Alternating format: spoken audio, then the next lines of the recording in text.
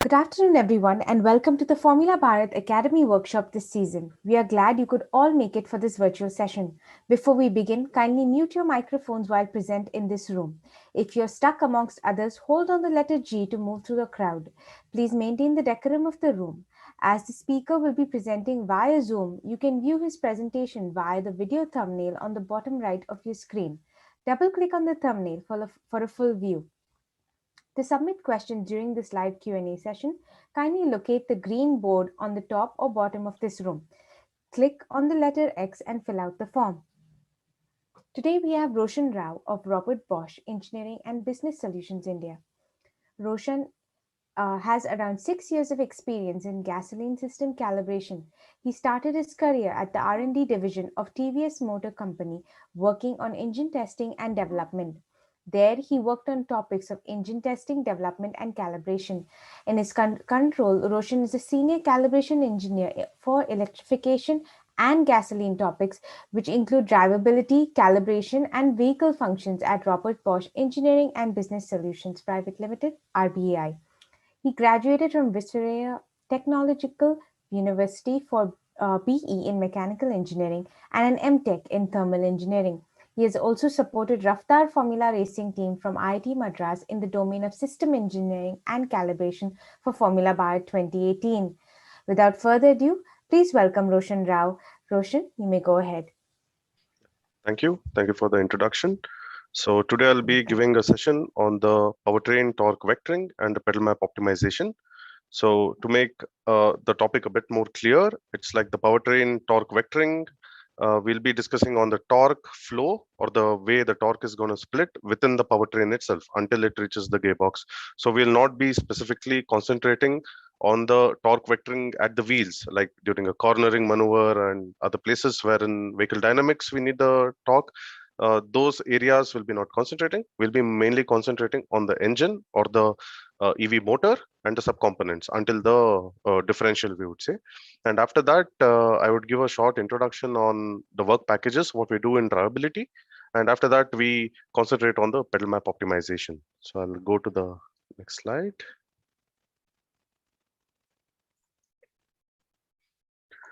Today, these are the things we're going to discuss in detail. First, the torque vectoring within the powertrain, the ECU and the VCU, because I'll also be touching a bit on the conventional system, the gasoline system, the hybrid, and the VCU for the EV systems. And we have the powertrain topologies, again, a brief on that. So what happens in a conventional, a hybrid, and in EV. We also have a short slide on the topics which we do during the drivability calibration, because with the pedal maps, we have a lot of other topics. So just as an info, I wanted to share it. Then we have the pedal map introduction. We have the requirements, what you need to have in hand before the calibration itself, and the advantages of having pedal map calibration and the other things. So then we have the operation zones of the EV powertrain, because since we have the positive torque and even the recuperation, so that I'm going to explain on how we fit the torque or the pedal maps for that. And we have three types of pedal maps, out of which two pedal map types I'm going to explain today. And we have the pedal utilization and data analysis, which I'm going to explain towards and end my presentation today. Yeah. So we'll start off with the torque structure. So when we say powertrain torque vectoring, it's the torque flow. So here is a very simple block diagram from the driver or the driver request or the driver demand until how it gets realized on the engine. So here, what you guys are seeing is a conventional system, a conventional gasoline system without any e-machine or e-powertrain. So here we have the pedal request, which is requested by the driver. Then we have from safety the brake. So whenever the brake is pressed, the driver request has to be overridden. So we have a brake limitation also here, and we also have the cruise control. So cruise control also, when the driver doesn't press the pedal and is on cruise control, we have the cruise control getting activated and sending the request to the engine to produce the torque. So then in the drivetrain, once the request comes to the drivetrain part, we have the gear ratio, the differential ratio, wherein the torque requested by the driver, it could be the inner torque, the clutch torque, or the wheel torque itself. So we have a lot of calculations happening here, wherein the torque gets converted to the inner torque because the engine produces the inner torque. So here the conversion of the torque happens. We have protection. The engine sometimes has to be protected under certain thermal conditions, or if there is some failure in the system, the torque going to the engine has to be protected. So we have a few functionalities with the protection, wherein the torque gets limited so that the torque does not directly go and damage the engine further, or even, right, uh, take the damage much further. Then we have the transmission, wherein we have, if we have a vehicle system with CVT, AMT, AT, then we have the transmission controller which comes into picture, which has to reduce or increase the torque for a few demands from the transmission. For example, a gear shift, the driver keeps his pedal constant at say 50% pedal, but once the gear shift happens, the torque has to come to zero. The gear shift happens, and then the clutch engages and the torque has to be given back. So that is done by the transmission control. Then we have the intervention from the ABS and ESP. So sometimes the ABS and ESP request a torque cutoff. So these torques also have to go through the limitation, and then the final torque goes to the engine block. So here you can see that we have the request going in, which is filtered of all this stuff, and also we have the request unfiltered.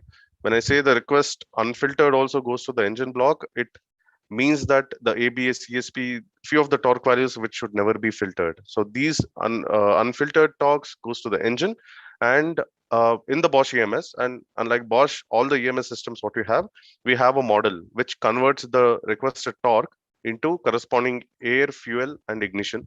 As we know, we have to run at stoichiometric air fuel ratio to get the good emission. So the air is calculated, corresponding fuel is injected, and finally the spark. For the given air charge, the load of the engine, the ignition gets selected, and we have the spark. So the torque is produced. So here I have a small calculation to show the same. The driver requires 100 Newton meter of torque. There is no other limitation in between. So the 100 Newton meter driver request gets converted to 95 kg per hour of torque from the torque model itself. It's a model. So at 95 kg per hour, and ignition angle is at the best, which is 100% efficiency of the ignition, we produce 100 Newton meter of torque. In the second case, just we'll assume that because of knock retardation or some other system limitation, the ignition is not able to go to the basic because there's some limitation from the system. So then the air takes care for the delta. The air increases much further, the throttle opens much further if available. Then the air increases from 95 to 98. At 90% ignition efficiency, we still produce the same 100 Newton meter of torque. In the earlier cases, wherein we had a manual throttle body, this was not possible. So only based on whatever driver gives the pedal, that much amount of air used to go, and ignition finally, irrespective of the efficiency, it would produce the torque. But now, since we have an electronic throttle control, we can have this delta available automatically. So even if the driver demands just 100 Newton meter of torque, it is produced by the engine if there is sufficient amount of air further available. So once the throttle is open 100%, yes, that is the max. But yeah, at part load conditions, at part pedal conditions of drive, this delta continuously works. It's a complete system. So this is the feedback and the limits. So if the engine from here has some kind of a limit, or the feedback of the torque produced, everything goes back to the drivetrain, which is fed back to the ABS ESP units, and again it goes to the driver demand. So if there is any limitation coming into the picture, it is seen here, but it goes back to the request and controls the request itself. In particular, there is no work for the drivetrain later. So if the system is unlimited, then you directly have the request going in, and the engine produces the torque as requested by the driver.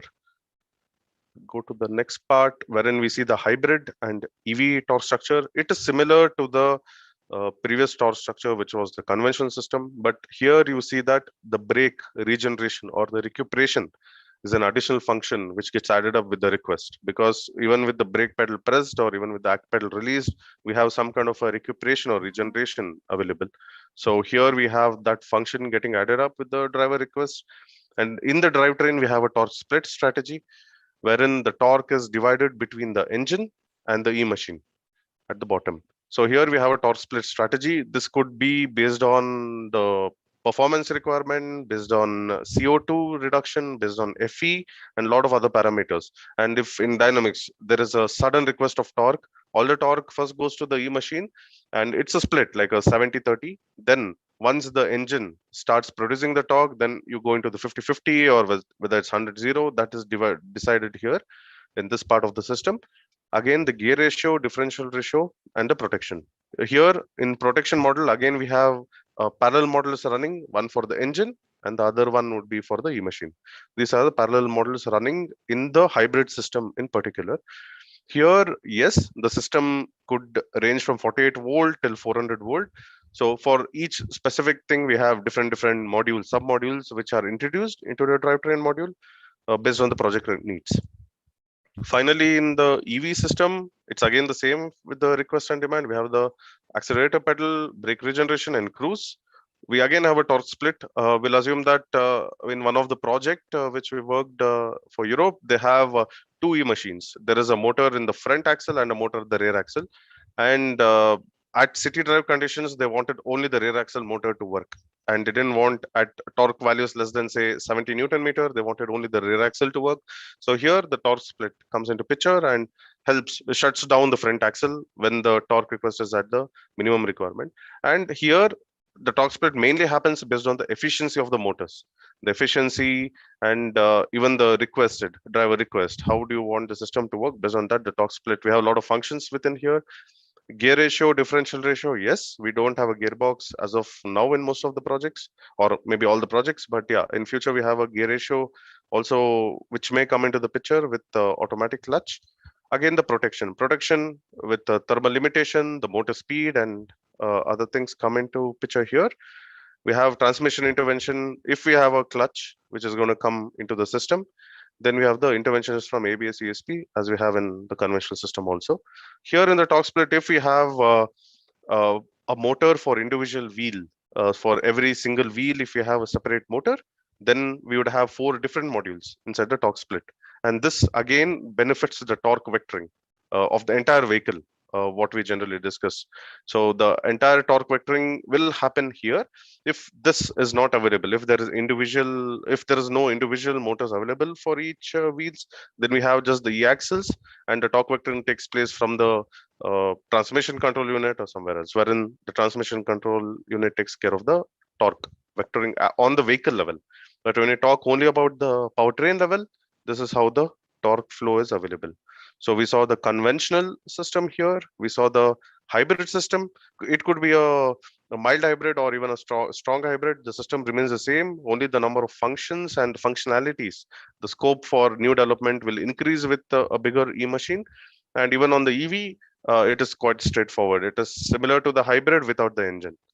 So this is how we have our torque structure. I would say the torque vectoring within the powertrain or the torque flow within the powertrain works like this. This is in simple terms. If we go into each function, because the drivetrain itself, this functionality itself has say 20 functions within it for each module. So it would take more time. So this is just the overview of how the torque structure is going to work. I'll go to the next slide. So now we'll go and look into the powertrain topologies, because now since we know how the torque is going to flow, we also need to know how is the powertrain topologies available. So we have the conventional first, the gasoline, I would say, as we're taking it as an example. We have the P0 system, which has the BRS, boost recuperation system. Then we have the P2 system, which has a e-machine, a motor, plus a boost recuperation system. Then we have the axle split, wherein you have an e-axle. When I say e-axle, it's generally a big, right, high voltage, high torque machine available here. And we have a motor generator, which generally also powers the wheels and also it charges the battery. So I'll have a detailed slide for that. Then we have the EV powertrain, which I'm going to show. So these are the basic powertrain topologies. Even with this, there are a lot of other combinations, like say we have a P4 system, which I'll explain with the slide.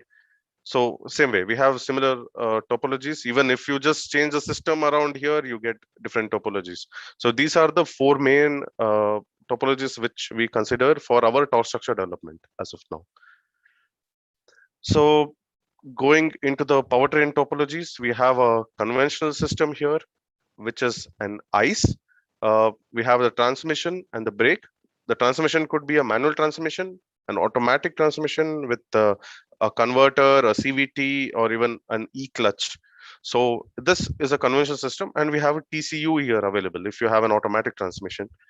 Along with this, if we just introduce from the crankshaft, if we just introduce a boost recuperation motor here, then this becomes a P0 system, which here. So a conventional system just connecting E machine to the crankshaft or even to the clutch just before the clutch, not after the clutch, before the clutch, it becomes a P0 system, wherein this system has an inverter and a high voltage battery. So this system works both in forward and reverse mode. During regeneration or even when the engine is driving, the system recuperates the charge and it sends it to the battery, charges the battery, and at times when there is a boost required by the vehicle itself, this works in forward direction. So the reverse direction is when the current or the power moves from the engine to the battery, and the forward direction is when the charge or the power moves from the battery to the powertrain. So finally, the benefit is at the wheels from the boosting of this machine. So this is the difference, or a system for a conventional system adding up to a P0 system. This is how the system works. So we'll go to the P2. Yeah. So here is the P2 system wherein we have the HV battery. Just a minute. Yeah. So here we have the P2 system wherein we have the internal combustion engine. We have an e-clutch because you cannot have a manual transmission here because the clutch has to be activated and deactivated based on the torque requirement. By it acts based on the requirement from the torque structure. We have an integrated motor generator, or the e-machine we can call it in general. So here the motor generator acts two ways. One, it has in forward mode, it drives the wheels through the transmission, and in reverse mode, it consumes the energy from the wheels or even from the engine and charges the battery. It depends on how the strategy is defined. Based on this, the motor generator charges and discharges the battery. So we'll assume case one, when there is only engine alone required. The integrated motor generator is neither recuperating nor giving power. The e-clutch is closed and only the engine drives the wheels. On the other way, when we want only the e-machine to drive the wheels, the clutch is open and only the motor generator drives the wheels. And taking two more sub cases wherein how the motor generator charges the battery, we'll assume that the engine is running in a given operating point, say 3000 rpm with a certain amount of torque. The system, there is a model which can say that the engine torque can be increased for the same engine speed, wherein the delta torque, the amount of torque what is increased from the engine is consumed by the integrated motor generator and it charges the battery. So at the wheel, the torque remains the same. The engine produces 120, we'll assume, out of which 20 will be consumed by the motor generator to charge the high voltage battery, and the remaining torque goes to the wheels. On the other way, we'll assume there is an overrun. So the vehicle is coasting down from 100 kilometers per hour, the pedal is released. So the e-clutch opens, the engine speed goes to zero, whereas the entire coast down of the vehicle, along with recuperation, is taken up by the integrated motor generator and it charges the high voltage battery. A few places where the P2 system is very effective is during cold start and cold drive away conditions, and even in the normal city traffic conditions, wherein the engine consumes quite a lot of fuel when it's going to start and it's going to accelerate, because that is a zone when the lambda, the in-cylinder lambda, is generally rich and there's a lot of fuel consumption. The engine, when it goes to some sort of a steady state, the system can easily, right, the engine system provides you the best BSFC and the best FE also, and even the CO2 benefit. So the integrated motor generator works only during the start, and then it's gonna run, the engine is gonna kick in only when the best torque and load point is active. This is one of the strategies with which the system works in the P2 system. If the integrated motor generator, now I'll just show you how the P2 system can become P4. If just this integrated motor generator is removed from here and placed close to the axle just before the differential, then it becomes a P4 system. So this is the only difference between a P2 and a P4 system. And a P2 and a P4 system should always have a starter motor. If not a starter motor, it can also be coupled with a P0 system, wherein the P0 system is connected to the engine directly. So this is how a P2 and a P4 system works. Next, we go to the axle split system. So generally, axle split is used when the e-machine is of very high power output, or the e-machine gives very high torque. So here you can see that the rear wheels, it could be the front or the rear. So one of the axles are connected by a motor generator, which is generally high voltage, and it is also high torque capable. Then we have the engine along with the transmission, which is again connected to the front or the rear wheels, vice versa, based on the motor generator. And here you can see that we have a high voltage generator coupled to the engine.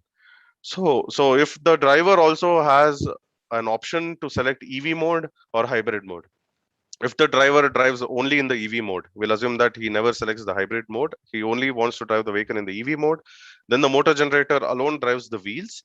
And as the battery depletes, the high voltage generator, the engine kicks in, the clutch is open, so the engine kicks in, and the engine charges, the recuperation starts from the high voltage generator, and the battery is charged. And if the driver selects the hybrid mode, wherein he gets a benefit of the motor generator as well as the engine, so the torque at the wheels can also be doubled with this mode.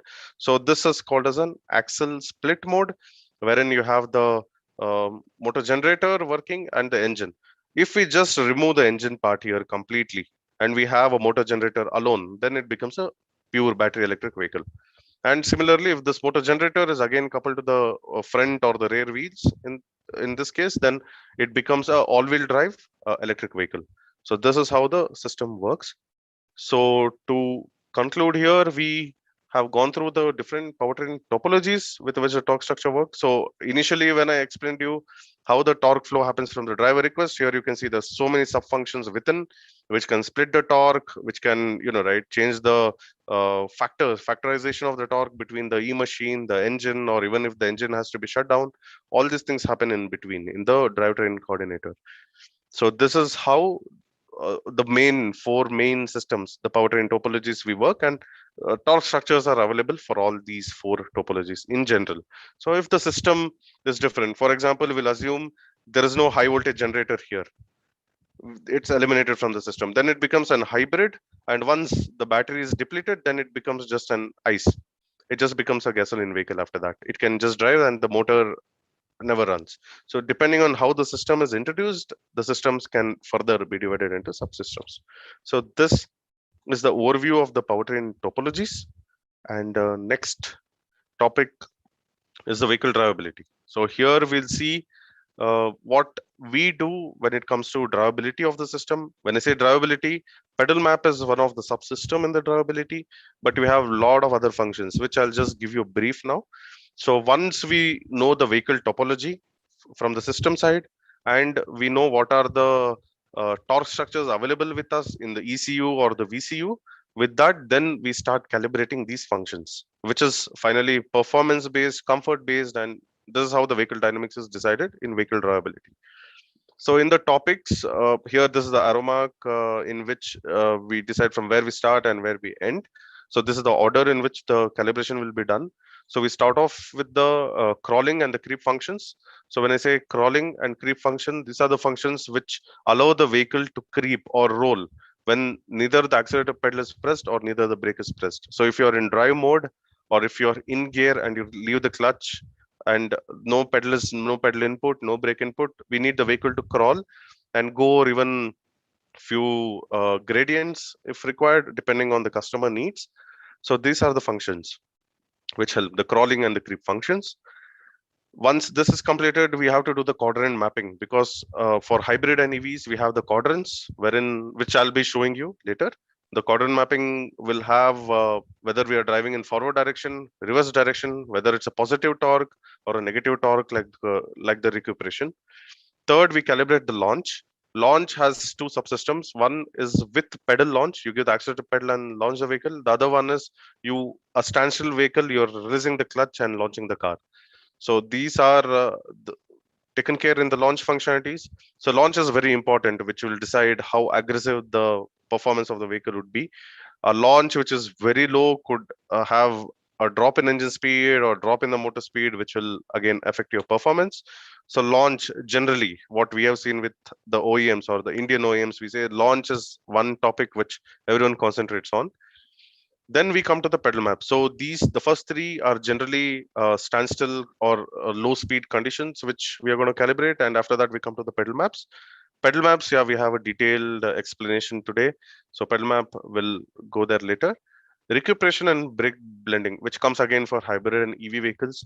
So recuperation and brake blending, again, we need to have a smoother transition from positive to negative drive. We also need to know the motor limits, how much recuperation the motor can do, and how much brake blending is possible when you're driving the car for hybrid systems in general. So here we do the recuperation and brake blending once the map is fixed, because pedal map also has the recuperation maps. So once it's fixed, we see how the recuperation and the brake blending is done. After that, we go. So until here, the vehicle is raw. Whatever driver gives, it directly gives the output without any filters. So here we have the drivability filters and disturbance control. These are the comfort functions. When we talk about the Formula car, generally we don't keep any of the drivability filters and the disturbance control. But what we have seen in real scenarios and practical examples is that just a bit of more drivability filters and disturbance control, the performance sometimes increases. This is because if all the torque is given to the vehicle in one go, it has an equal and opposite reaction from the wheels, from the suspension, from the engine mount. So whatever is given on the positive side, the entire system gives a feedback. This causes the acceleration or the performance to come down initially. So drivability filters and disturbance control is calibrated based on the vehicle market, or if it's a Formula car, or we would say if it's for a race car, then we would say that it is kept at the minimum. Only some adjustments on the reliability filter and the disturbance control. And if it is a passenger segment car, this comfort function takes a major role, because here to get a clearance from drivability filters, it takes a very long time, because the customers, you have different type of customers. Few customers complain about the performance of the vehicle, the responsiveness of the vehicle. Few people, right, they have issues with the jerk. So if you, in general, if you say we have a few Japanese OEM vehicles which are very aggressive, you give the pedal, you have the response, and it runs. But same way, if you see a few of the vehicles from the Korean OEMs, they are very smooth because they mainly concentrate on comfort. Whereas few of the Japanese OEMs, they want the car to be aggressive in that sport sector. Similarly, the durability filters can be calibrated for different modes also. If you have a eco mode, if you have a sport mode, if you have a drive mode, you can have different filters. So each filter, each mode will give you a different feel of the vehicle. Then we have the torque coordination. Here, as I explained earlier, we have the transmission control unit or the e-clutch.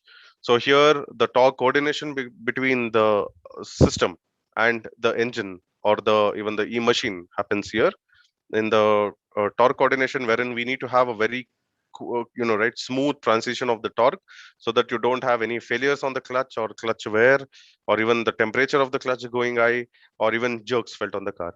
For this reason, torque coordination with the TCU, because there are two systems of running in parallel, so we have to be very careful with this torque coordination.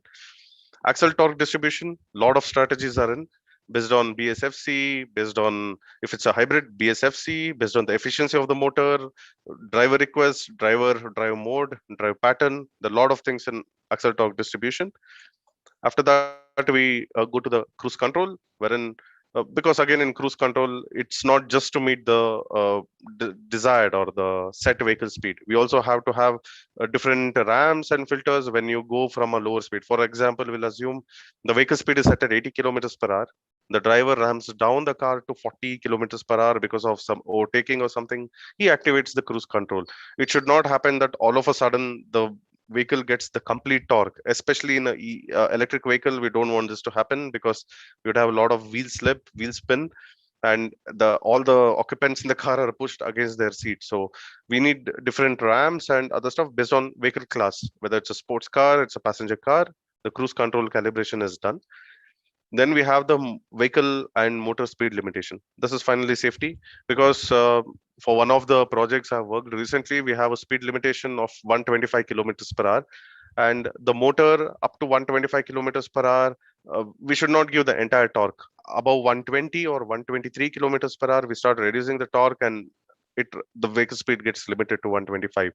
And this for taxi segment vehicles, or if there is a speed limitation introduced, and even we have cloud coming into picture, so based on certain specific zones of the highway will generally be limited to 80. So if you have a connected car system, then this plays a very important role on how the driver feels or the occupants feel when the speed limitation comes into picture.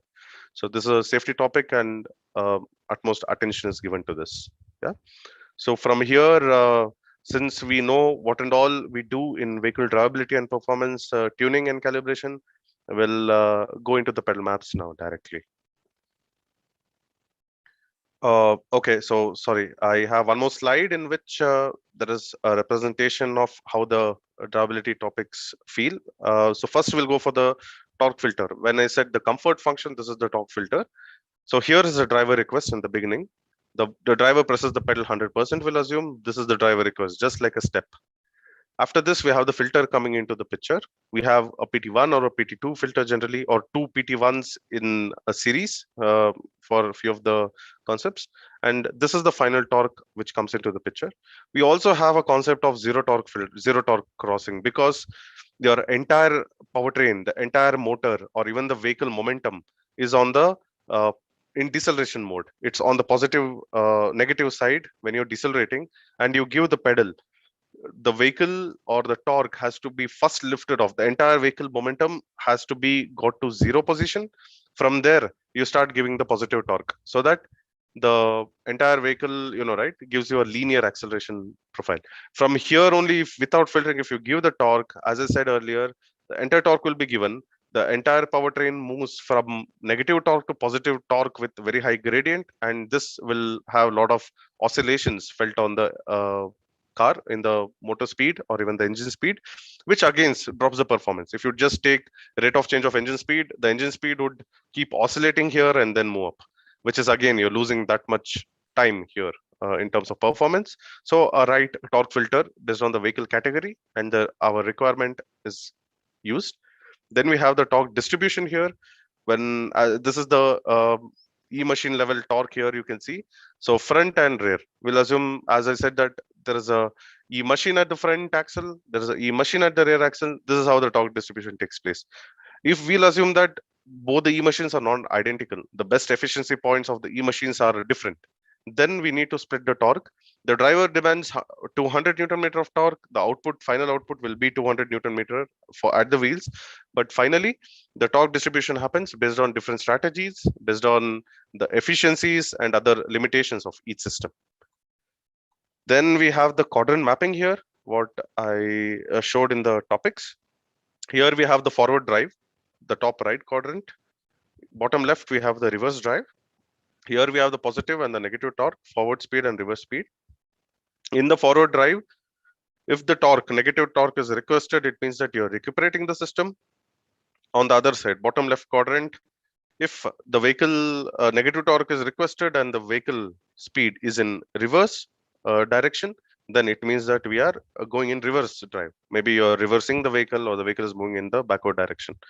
So this quadrant mapping is very important, because during your forward drive or during your backward drive, if there is some amount of positive torque which is getting requested, maybe you'll have an issue that the vehicle is in reverse direction, but still the vehicle moves in forward. Similarly, in forward drive, if immediately the quadrant moves to this third quadrant zone, then it's a very big problem that the drive mode is in forward, but the vehicle moves at the back, which is a very high risk situation. So this quadrant mapping is very important, and there are a lot of functions for this quadrant mapping with which we make sure that there is no mismatch of the drive mode and even the quadrant mapping. So then we have, I've just put a short measurement here of one of the electric vehicles. So we have the forward drive, and here is the recuperation. So you can see that the motor speed, the vehicle speed, and I think in between we have the differential speed. So it moves up, and here the accelerator pedal, which is the black line, has been left here. So you can see how the torque comes down. It never drops down directly. This is the filter we give. So it smoothly comes down, crosses the zero torque here, zero motor torque, and goes into recuperation. So here, if you see, the system is recuperating, and you can see the feedback on the motor speed. The motor speed never increases further. It stops there and then starts coming down towards the downward direction. This is how the recuperation takes place. And finally, below certain speed, okay, the speed values are not here. So below certain speed, the creep functionality will come into picture and the system goes into creep. So here, even if the driver has left, the vehicle speed is controlled. It never drops down to zero. It just settles down to the set creep speed over here. Okay, so this are the vehicle drivability topics. Few of the topics, cruise and all have not come covered here. Just a basic overview of to know what happens within each topic, what we are going to calibrate in each topic, right? So now we move to the pedal maps. So here with the pedal maps, we have so generally for this, I'm going to concentrate only on the electric vehicle pedal maps today. The gasoline is also a bit similar, but yeah, there we have different gears, different coast down values, and different losses from the engine, losses from the drivetrain and other parts. But yeah, today we'll concentrate on the EV pedal maps. So first we need to know the what we need to consider and what are the requirements of the system and what is available in the system. First, drive mode. You can see here you can see here there's a drive mode and there's a sport mode and there's a reverse mode. So here we have two modes, drive and sport. Do we have a gear based mode is one of the requirement what we need to plot. Yes, if there is a gear, if there is a gearbox available in the system and the vehicle is going to run in different gears, then we need to know whether we can have different maps for different gears or we have a single map and a factor map. This has to be known earlier. Then we need to know the type of torque input, because when you're calibrating the pedal map, you have to be very clear on what level of torque you're going to feed into the map, what level of torque the torque structure needs. Else, if the torque structure is requesting for clutch torque, you input the wheel torque, then yeah, it would be almost double the torque what is going to go to the wheel. So we have to be very careful in deciding. We have to have an understanding of how the torque structure works, and we need to know what kind of torque we need to input, whether it's the wheel, the clutch, the inner. Because once we input any one of these torque, the losses of the powertrain are going to get added up and go to the machine as a request. So whatever the driver requests, say 100 Newton meter, comes to the wheel at 100 Newton meter. And we need to know if there is a kick down switch available in the system. Generally, we have kick down switch in the sports model cars, wherein if you there is a preloaded spring system, a switch, wherein if the driver presses the pedal very quick, then the switch gets activated and a delta amount of torque is given. It finally depends whether we keep the torque limited in the pedal map and give this delta only when the switch is activated, or we can even extend the what I would say is extend the torque available in the E machine. For from the rated torque, the supplier would give us details that the system can be stretched further 10-15 Newton meter for 7 seconds. So these kinds of logics are available with the kickdown switch. In a conventional gasoline system, we had a overboost functionality. I think in Ford EcoSport, you have a similar EcoBoost engine. It has a similar feature wherein if the kickdown switch is activated, then you get an additional 30 Newton meter of torque at the wheels. So this kickdown switch availability, we need to know so that we can keep aside some amount of torque for the system. Then we need to know whether regeneration is required even at zero pedal. So when the brake is not pressed, the accelerator pedal is released. Do we need regeneration to happen? If we need regeneration to happen, how much based on vehicle speed? And whether the regeneration is taken from the pedal map directly or we have separate maps for that. These things have to also be noted. We need to know the powertrain losses. If you have a clutch, if you have a torque converter, or even based on the vehicle speed, the aerodynamic losses of the powertrain have to be accounted for. So for this, we need to do a lot of coast down test in gears. If it's an EV without any gearbox, then we need to take the vehicle to high speeds, find out what is the aerodynamic resistance and feed it back to the system. Because when the driver drives, this losses has to be accounted for so that he gets the exact torque and the power what he requests for. This is the main requirement with the powertrain losses and the coast down of the vehicle. From here, we'll see the advantages of having pedal maps. Before going to the advantages, we have seen few vehicles. It's again a system limitation, maybe on the throttle module or the accelerator pedal module, or even from the motor, that it is like a switch input. It jumps only between 0 and 1. It does not have a linear interpolation. So the controlling of the vehicle becomes very tough with that. But if you have a linear system wherein the torque can be linearly delivered, then yes, that is one of the most important or advantage of the system to have a pedal map. Along with that, if we have a mode based right, provision, then we have a very good feel for the driver. If the driver is driving in city traffic, he presses the pedal 10-20%, he'll have a very smooth transition of the torque going to the wheels. He'll never feel that the vehicle is accelerating on its own. And if also we have a drive based mode for the Formula team, we'll assume. During a race, if you have an obstacle course, if you have an open area wherein you have to drive at full speeds, and if you have a course which needs, right, part pedal driving, a drive mode, you can have a different mode for one of these two situations, wherein the drive mode will give you very good control, because the moment you leave the pedal, there's a fuel cutoff that's going to happen. Again, you give the pedal, a lot of issues with the car. The fuel has to cut in, there could be few lambda spikes and other stuff. This is with the gasoline. With the e-machine, again, there could be some of the momentum of the engine which gets lost with this. So if you have a drive based map, it would be very helpful even for in an obstacle course, or when you're driving in part pedals at times. Then we have the comfort to drive at constant speeds. We'll assume real road conditions wherein we have to drive at constant speeds. We need to take care of this. Vehicle maneuverability in sudden torque request conditions, the driver presses the pedal, it does not respond. This has to be taken care. Ease of driving in city and highway conditions. These are the advantages of having a pedal map and of having add-ons to the pedal map. Now this is the powertrain operation zone. So here you can see that this is the motor torque in the y-axis, the accelerator pedal and the brake pedal in the x-axis. So this I plotted one of our project data here, and this is how the torque values look like. If you see this, each line represents a vehicle speed. We'll just take 0% 0 kmph as a reference here. You can see that at 0 kmph, you have, if the brake is pressed, there is very minimal recuperation because the vehicle is not running. And if you give 100% pedal here, you can see this is at the max. So at 0 kmph, we request the maximum amount of torque, and this line corresponds to the max speed of the vehicle, which is 125 kilometers per hour here. So then we request the minimum amount of torque, because you're already at the vehicle speed limit and you should not ask more torque. And here is the zone of the transition. So if you see here, anything less than 5% of pedal, we start moving towards the recuperation zone. We start moving towards the negative torque zone. And this is also, we call it as the blending of the torque from forward drive to recuperation.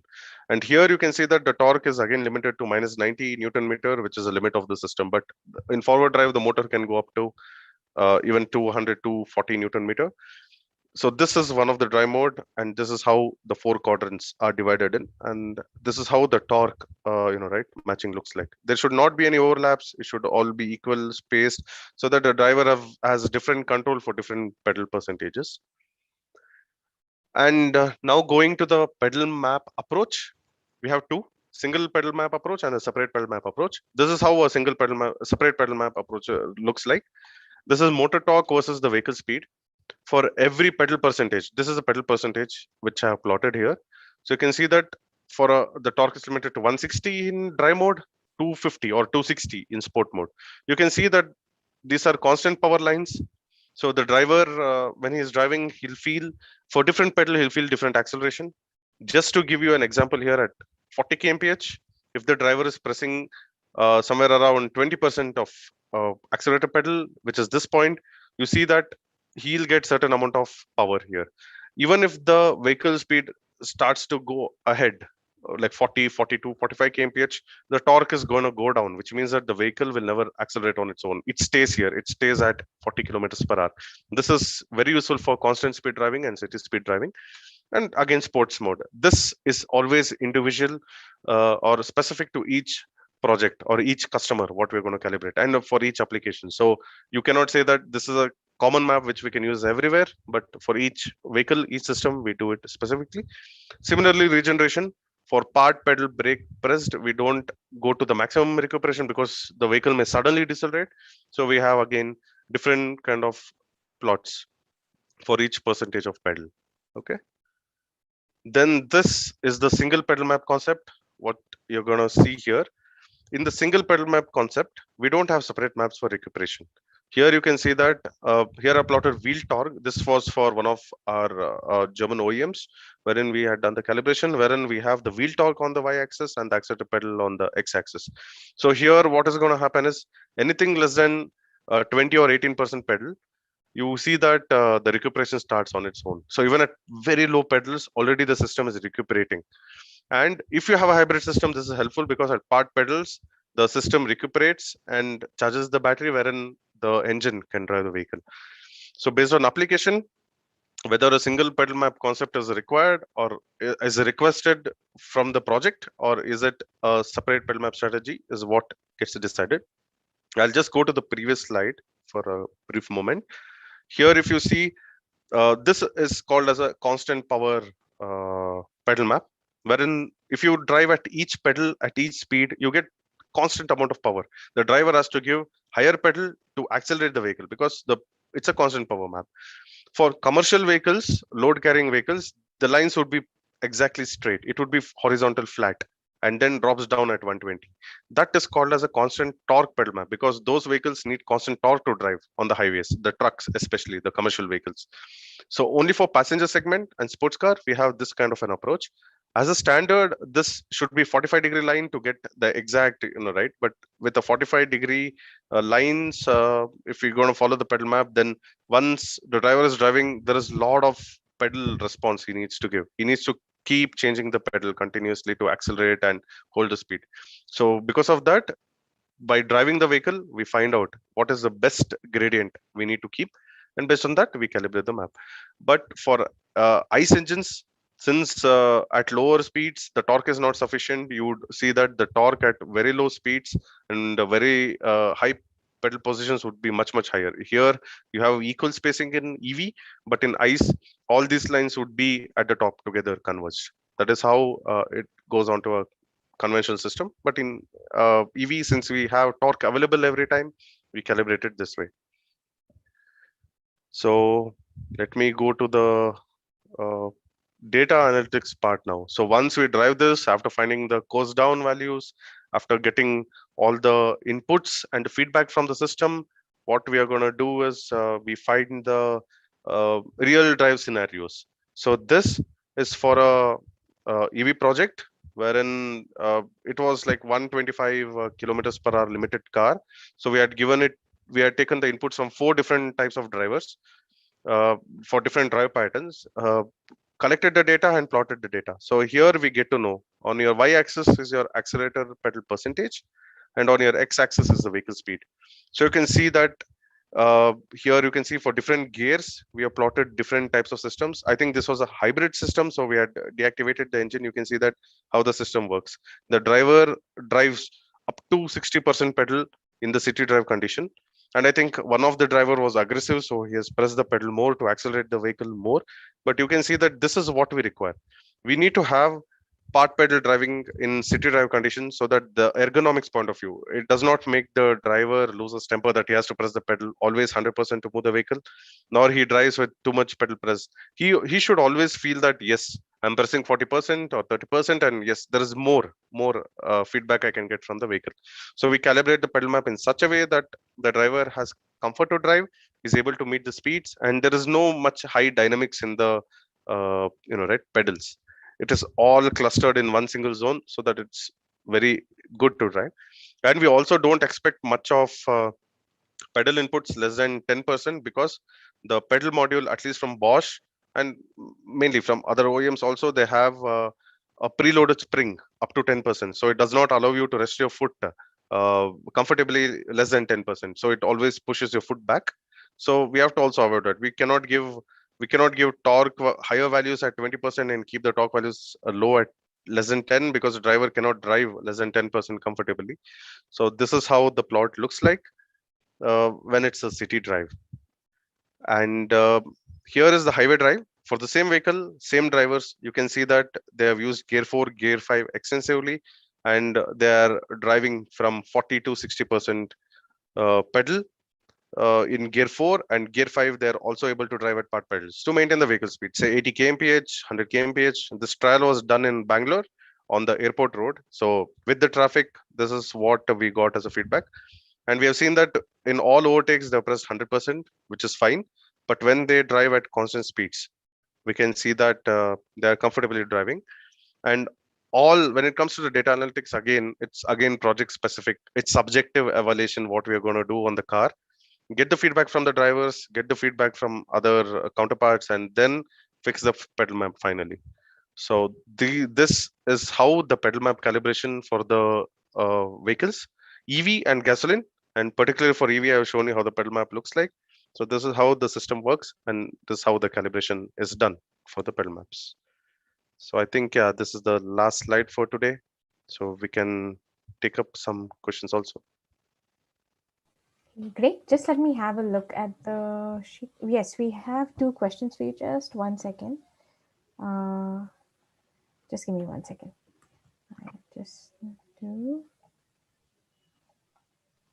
Actually, it's for both of you, but Dilip is in Gather Town.